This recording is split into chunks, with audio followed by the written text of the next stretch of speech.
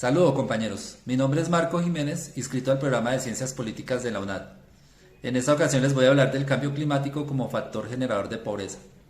Es uno de los grandes flagelos del ser humano, existen muchas teorías de cómo erradicarla, pero pasa el tiempo y podemos evidenciar que las cifras aumentan constantemente de una manera paulatina.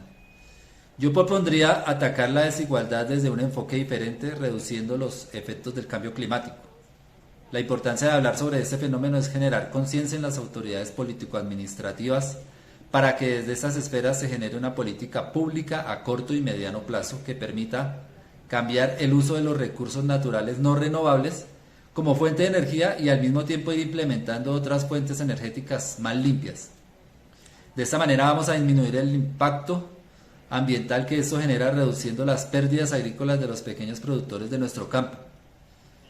Las constantes inundaciones, el aumento de la temperatura, las heladas y demás fenómenos emergentes del cambio climático, sumado a un abandono del Estado, afecta considerablemente la supervivencia de estas poblaciones vulnerables, donde su única fuente de trabajo es el uso del suelo para producir alimentos que son la base de su economía, generando hambruna, desplazamiento y asimismo el aumento de los índices de pobreza en muchas naciones en vía de desarrollo. El propósito de haber escogido esta temática es el poner en evidencia las actividades del ser humano en el avance de la modernización de muchos procesos nos está llevando a un aumento progresivo de la temperatura en el planeta, llamado calentamiento global. Como este fenómeno genera un cambio climático que termina afectando la supervivencia de todas las especies que habitamos en el planeta Tierra y su posible extinción, muchos se preguntarán cómo el uso indiscriminado de los recursos naturales afecta al clima. Una de las fuentes de energía en muchos de los procesos industriales son los combustibles fósiles como el petróleo, el gas natural y el carbón. El resultado de la combustión de estos es el desprendimiento de una serie de sustancias o partículas hacia nuestra atmósfera como el dióxido de carbono, el metano, entre otros, generando un fenómeno llamado efecto invernadero que hace que nuestro planeta vaya aumentando la temperatura.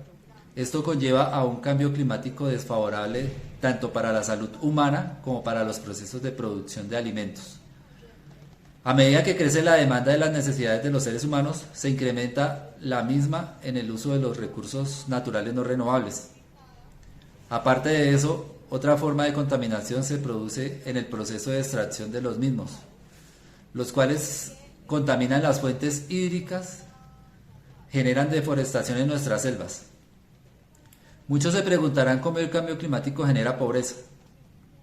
Pues yo les digo que la explicación sería que cuando el planeta se calienta, ocurren unos fenómenos en la variación de la presión atmosférica, aumentando el vapor del agua e incrementando las precipitaciones.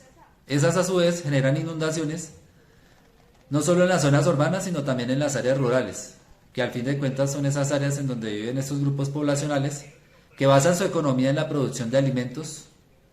Una vez entendido cómo ocurre toda esta afectación, podemos dar una mirada más profunda al fenómeno de pobreza que todo esto conlleva. Existen varios estudios que indican que aproximadamente el 90% de nuestros campesinos viven en situación de pobreza, y una de las causas probables es que la tierra ya no es productiva como en décadas atrás, debido a todos estos fenómenos que mencionamos anteriormente. La producción en nuestros campos ha venido disminuyendo con el paso del tiempo.